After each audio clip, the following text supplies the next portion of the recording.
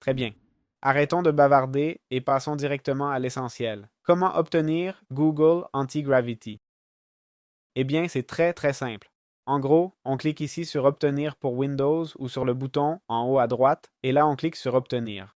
Et ici, ça va nous demander quelle version on veut. Si on le veut sur Linux, Windows x64, ARM64 ou sur Mac.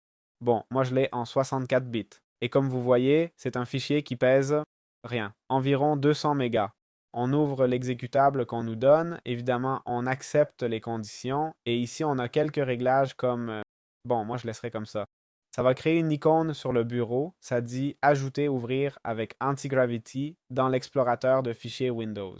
Ça pour l'instant, on n'en veut pas. En gros, ça concerne quand on a un fichier et qu'on fait par exemple un clic droit. OK, par exemple, ce fichier ici, on fait un clic droit et ça nous dit Ouvrir avec et là on sélectionne Anti-Gravity. D'accord? Si on l'ouvrait par défaut maintenant, ça utiliserait Visual Studio Code. Pour l'instant, on ne va pas changer ça au cas où, évidemment, on utilise l'outil pour la première fois. D'abord, il faut savoir si ça nous plaît ou pas, d'accord? On clique sur Suivant et on continue. On attend. Et très bien, finalement, on peut lancer Anti-Gravity et maintenant une fenêtre devrait s'ouvrir.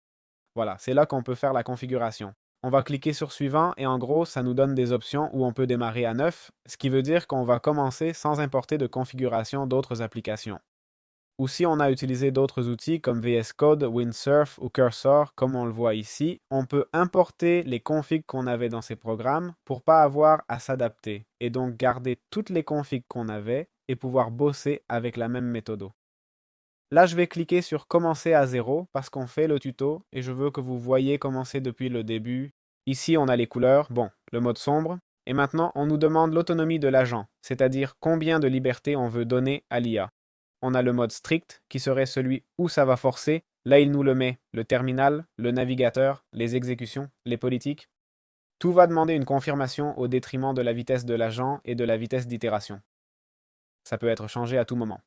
Ensuite, on a le recommandé, qui est le Review Driven Development, qui est bas. En gros, une autonomie maximale. Ah, pardon, celui-ci est recommandé, c'est quand l'agent demande la permission pour des actions critiques, comme par exemple, tiens, exécuter dans le terminal.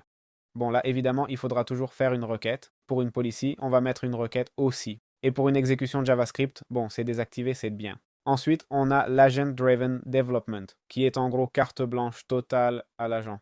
Moi, je ne le recommande pas. Pas pour rien, parce qu'à un moment, il peut se mettre à exécuter des bibliothèques, à sauvegarder et sauvegarder des fichiers dont vous n'avez pas besoin. Pas forcément qu'il va mal le faire, mais souvent, il va peut-être pas donner la meilleure solution et tout ce qu'il va faire, c'est que votre projet va se charger de plus en plus. Je crois que en plus, c'est très important que chaque processus que l'intelligence artificielle fait, vous le compreniez. C'est-à-dire, comprenez pas ligne par ligne ce qui change, mais la logique de ce qui essaie de changer pour voir si ça a du sens ou non. Si pas, si vous n'allez pas le lire et vous en fichez et voulez dépendre à fond de l'intelligence artificielle et l'optimisation vous importe pas du tout, c'est votre problème, alors vous pouvez y aller.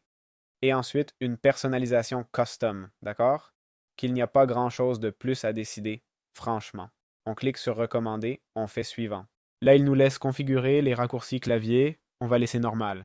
Et puis les extensions. Il dit voici des extensions de langage populaire. Bah, on va laisser en recommander. On se connecte avec Google. Évidemment, si on a un abonnement payant Gemini, on va se connecter avec ce compte. Et voilà, ici, on clique. On peut cliquer sur suivant. On peut cliquer sur suivant sans lui dire d'extraire toutes nos infos, c'est-à-dire d'utiliser nos informations pour s'entraîner elle-même. Et bon, comme on voit, l'interface c'est la même que Visual Studio Code, mais vraiment la même, la même. Je vous dirais que maintenant, la seule chose qui a changé, c'est le logo en haut, et voilà. Donc voilà, c'est comme ça qu'on peut obtenir Google Anti-Gravity.